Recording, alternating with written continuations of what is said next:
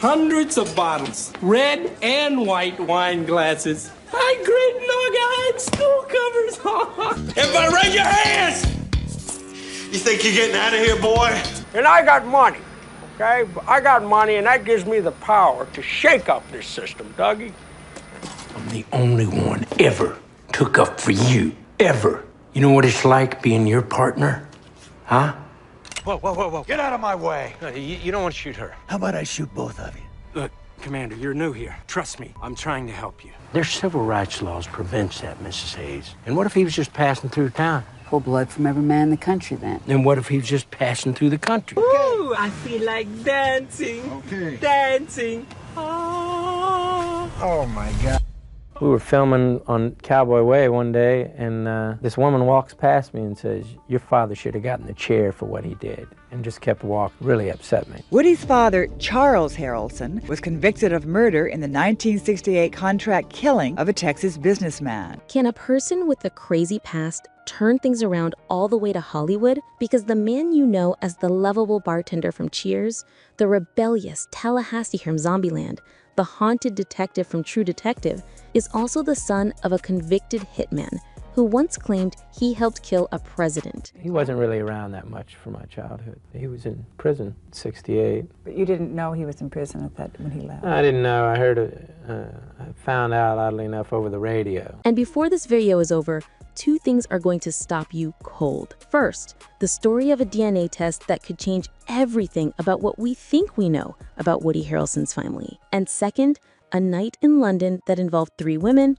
a tabloid reporter, and a police chase that somehow became the plot of one of his own films. Stay with us. Every detail is real. His full name is Woodrow Tracy Harrelson, born on July 23, 1961 in Midland, Texas, to Diane Liu, a secretary, and Charles Void Harrelson, a man whose story belongs in a crime thriller, not a birth certificate. Woody grew up in a poor household alongside his 2 brothers, Jordan and Brett. His mother's wages kept the lights on. His father was largely absent. And the reason for that absence, well, we'll get to it, because it is the kind of story that makes everything else in this script feel like a warm-up. Yeah, I remember him going away a lot, and he'd come home, and he'd have his arms stretched out, and we'd all run and hug him, and I always had a great opinion of him. He was very loving. In 1973, the family relocated to Lebanon, Ohio, his mother's hometown, where Woody attended Lebanon High School, graduating in 1979. He then enrolled at Hanover College in Hanover, Indiana, studying theater and English, joining the Sigma Chi fraternity, and making a friend there that nobody ever expects to hear about. I was a bit of a mama's boy. Anything she said, I would think it was the golden truth. And then she says, "I think you should join that fraternity that Tom Olsen boy's in." I said, "All right." So I joined the Sigma Chi fraternity. I mean, you know. That friend was Mike Pence, the future vice president of the United States. 2 men from the same fraternity house who couldn't have gone in more opposite directions. Woody graduated in 1983 and moved to New York City, landing an understudy role in Neil Simon's Broadway play, Biloxi Blues. It was a start, but what came next would make him a household name for a decade. You know what angels are, don't you? What? Angels are what we call the people in heaven. In 1985, Woody Harrelson walked onto the set of the NBC sitcom Cheers and into one of the longest-running roles in television history. They included a special videotape showing exactly how to hook everything up. So all we have to do is hook everything up, watch the tape, and then we'll know exactly what to do. He played Woody Boyd, a naive, wholesome bartender from Hanover, Indiana, which happened to be the exact same town where Harrelson himself had gone to college. He appeared in 196 of the show's 275 episodes across 8 seasons, from 1985 to 1993. How did they hear about you for that audition for Cheers? Is it just like your agent calls you and says, No, my agent wasn't the ones pushing me. It was another actor, a guy I knew, Leo Jeter, actually, from Hanover, where I went to college. For that role, he received 5 Primetime Emmy Award nominations, winning once in 1989 for Outstanding Supporting Actor in a Comedy Series. His character became one of the most beloved in the history of American television. And while he was still behind that bar on Thursday nights, Harrelson had already started plotting his escape into films, and the movies he chose were nothing like Woody Boyd. In 1986, while still filming Cheers, Harrelson made his film debut in Wildcats, a football comedy alongside Goldie Hawn. It was light, safe, expected, but Harrelson was already calculating something bolder. Left formation, double reverse, on beam. Okay, and try not to get me sacked this time, bumblehead. Ready, let's break. In 1992, he co-starred with Wesley Snipes in White Men Can't Jump. See, the thing is, you guys look at me, you see the backwards hat, the gray socks, the funky outfit, and you say, now this guy's a chump, am I right? A street basketball comedy that became a genuine box office hit and announced to Hollywood that this television bartender had real range. This one also on White Men Can't Jump. True or false, you bet Wesley Snipes you could dunk and had the rim lowered without Snipes knowing to win the bet. Is that true or false, Woody Harrelson? That's partially true. Then in 1993, he starred opposite Robert Redford and Demi Moore in Indecent Proposal, a film that earned over $265 million worldwide and made Harrelson a certified movie star. We're dying to do it. It's a lie. I would never do this for myself. It was all for you. Don't lie to me. You were trying to do. The critics weren't always kind. His performance in that film actually won him a Golden Raspberry Award for Worst Supporting Actor, but the money spoke for itself, and Hollywood kept calling. Then came the role that nobody saw coming from the man who played Woody Boyd. In 1994, Oliver Stone cast him as Mickey Knox in Natural Born Killers, a violent, controversial, fever dream satire of media and murder. Maybe something inside you told you to. You know, like fate. You believe in fate, Mallard? Maybe. It was deliberately disturbing, it was polarizing, and it proved definitively that Woody Harrelson was not interested in playing it safe. In 1996, he received his first Academy Award nomination for Best Actor, playing Larry Flint, the pornography magnate in The People vs. Larry Flint. We will not have that cursing in this courtroom. What? Larry Flint. How about spitting?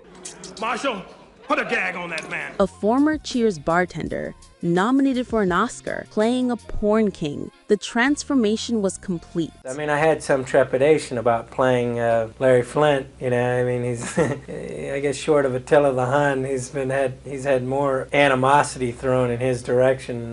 You know, you don't want to bring to life someone who you don't even like. You don't like, right? You know? Now, let's talk about the thing that shadows everything else in Woody Harrelson's story. The thing he has carried his entire life without ever being the one who put it there. His father, Charles Void Harrelson, was not a flawed man or a complicated man in the way Hollywood typically romanticizes. He was a contract killer, a hitman for hire. In 1979, Charles Harrelson was convicted of the assassination of federal judge John H. Wood Jr., the first federal judge killed in the United States in the 20th century. He is in prison right now for the killing of a federal judge. I think that it was not fair trial, especially because the guy who supposedly hired my father to commit the murder was later acquitted. He had been paid $250,000 by drug kingpin Jimmy Chagra to carry out the murder. He received a life sentence and was sent to the United States Penitentiary Administrative Maximum Facility, also known as Supermax, the most secure federal prison in the country. Do you think your father is innocent of that second murder? That's what I've heard. I'm not saying my father's a saint, but I think he's innocent of that. But the detail that turned this from the crime story into something far more unsettling, at one point during his arrest, Charles Harrelson claimed, while allegedly under the influence, that he had also been involved in the assassination of President John F. Kennedy in 1963. The claim was never proven. It was widely disputed, but the seed was planted, and it never entirely went away. Woody Harrelson has stated that he had little contact with his father during childhood. Charles Harrelson died inside Supermax on March 15, 2007. Woody was 45 years old, and by all accounts, the reconciliation between father and son never fully arrived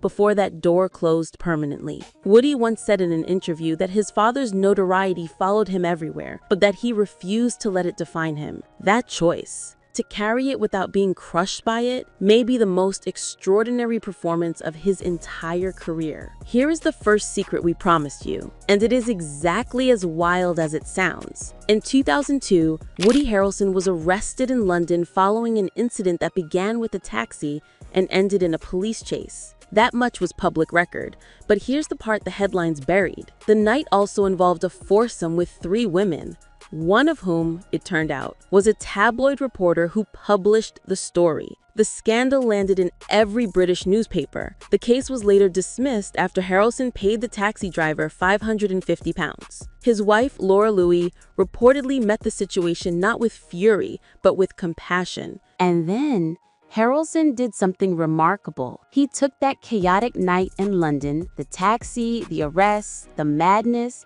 and turned it into a film. In 2016, he announced he would write, direct, produce, and star in Lost in London, a movie shot in a single take, broadcast live to cinemas on January 19th, 2017. The film was inspired directly by that night. He took one of the most embarrassing moments of his life and made art out of it. I don't do drugs, ever. I'm straight edge, and I think it's a terrible example for children. That is either genius or the most audacious act of deflection in Hollywood history, possibly both. In 2014, Harrelson returned to television in what many consider the defining role of his later career. He starred alongside Matthew McConaughey in HBO's True Detective Season 1, playing Marty Hart, a Louisiana detective unraveling murders across 17 years. It's hard to find something in a man who rejects people as much as you do. You know that? I never told you how to live your life, Marty. The chemistry between him and McConaughey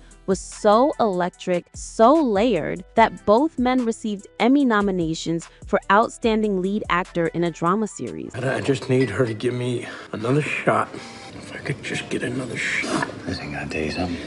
Yeah. They lost to Bryan Cranston for the final season of Breaking Bad, but the cultural impact of True Detective Season 1 was undeniable. And for Harrelson, it proved that the scrappy kid from Texas had evolved into one of the finest dramatic actors of his generation. In 2017, he played Police Chief Bill Willoughby in 3 Billboards Outside Ebbing, Missouri, a dark, layered performance in a film that won multiple Oscars. Harrelson himself received his 3rd Academy Award nomination for Best Supporting Actor. Wasn't you who drilled a little hole in one of Big Fat Jeffrey's big fat thumbnails, no? Of course not. The film, which also starred Frances McDormand and Sam Rockwell, became one of the most discussed films of that entire year. And then that same year, he played the Colonel, the central villain, in War for the Planet of Apes. What do you think my men would have done to your apes if you'd killed me? Or was killing me more important?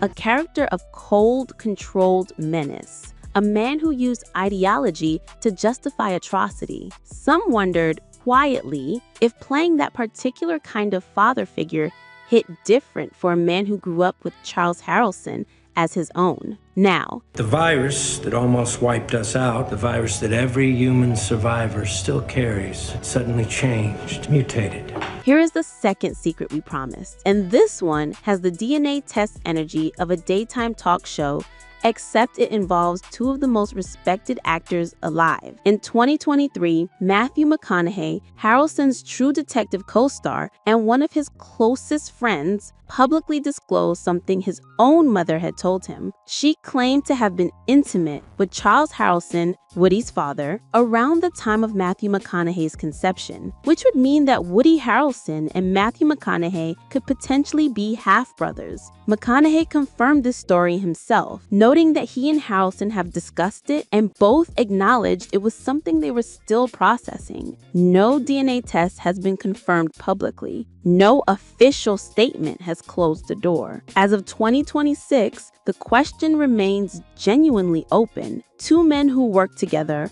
became close friends, starred in acclaimed television together, potentially sharing a bloodline through a convicted hitman. The internet, as you can imagine, has never recovered. Away from the screen, Woody Harrelson has always lived loudly. He follows a strict raw vegan diet. No meat, no dairy, no sugar, no flour. In Zombieland, where his character obsessively hunts for Twinkies, the prop team made him vegan faux Twinkies out of cornmeal, so he wouldn't have to compromise. He was named PETA's sexiest vegetarian in 2012. He owns an 8.5-acre off-grid estate in Maui, Hawaii, powered entirely by solar energy with a 20,000-gallon rainwater collection system. He and his wife Laura Louie, who he met in 1987 when she was his personal assistant and married in 2008, have 3 daughters born in 1993, 1996, and 2006.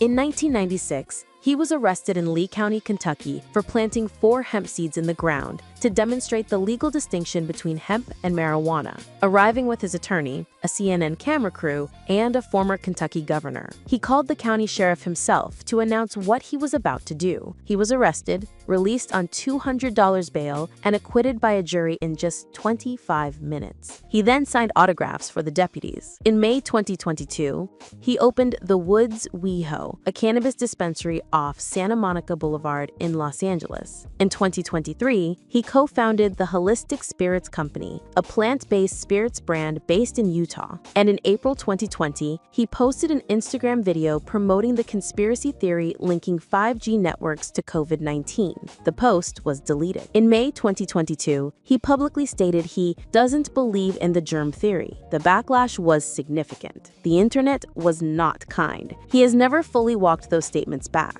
Harrelson's legal record has a few more entries worth noting. In 2006, a TMZ photographer alleged Harrelson attacked him outside a Hollywood nightclub. Video appeared to show Harrelson grabbing a camera and clashing with the man. The photographer filed a $2.5 million lawsuit. Los Angeles prosecutors declined to press charges, and the suit was dismissed in April 2010. In 2021, he was reported to have punched a man at a Washington, D.C. hotel, claiming the man had taken photographs of his daughter. He maintained it was self-defense. And then there was the 2012 Reddit AMA, his Ask Me Anything session that became one of the most discussed social media disasters in Hollywood history. Harrelson refused to engage with any question not directly related to his then upcoming film, Rampart.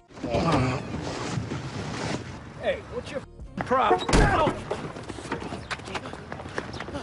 Fans who asked personal questions, career questions, or anything genuine were met with robotic deflection. The internet turned on him almost immediately. It remains, to this day, a textbook example of how not to do a Reddit AMA. In 2023, Harrelson starred in White House Plumbers for HBO. Howard Hunt. Howard, the president asked for a real son of a bitch to handle this Pentagon leak. What do you need? A limited series in which he played intelligence officer E. Howard Hunt, one of the key architects of the Watergate scandal. He also executive produced the series. That same year, he starred in Champions. Welcome to the team, cousin Tina. What's with the boogie board? You do you, I do me, okay? Where do you get this guy? He just showed up one day. A comedy about a disgraced basketball coach assigned to lead a Special Olympics team featuring a cast of actors with disabilities and earning him some of the warmest reviews of his later career. In 2025, he starred in Last Breath. Dave, you're pushing too hard. Go with the swell. Climb when the bell's coming down. Hold tight when it's going up. A dramatized survival thriller released by Focus Features. As of 2026, he is attached to Now You See Me, Now You Don't. 1, 2, 3. It wasn't supposed to happen like that, was it? I like that little French guy. The third installment in the Magic Heist franchise. Discussions about further collaboration with Matthew McConaughey continue. Given everything we now know about their potential connection, whatever they make together next will carry a weight that no director could fully write into a script. As of 2026, Woody Harrelson's net worth is estimated at $70 million, built from over 4 decades of film and television, franchise blockbusters, a cannabis dispensary, luxury, plant-based business investments, and a Maui property that is the largest off-grid private residence in Hawaii. He has received 3 Academy Award nominations, 7 Emmy nominations with 1 win, and has appeared in more than 70 films. He describes himself as an anarchist. He is a raw vegan, and he looks as if he has hardly aged a day in his life. He plays chess at championship level, or close to it. He once scored the winning penalty at a UNICEF charity match at Old Trafford, and then said he didn't even remember doing it. He is the son of a hitman, the possible half-brother of Matthew McConaughey, the man who turned a London arrest into a live-streamed film, the bartender who became a 3-time Oscar nominee. And he is 64 years old, still working, still making noise, and clearly nowhere close to done. If this story hit different, drop a comment below. And if you want more stories about Hollywood's most unexpected lives, hit that bell. These stories don't run out.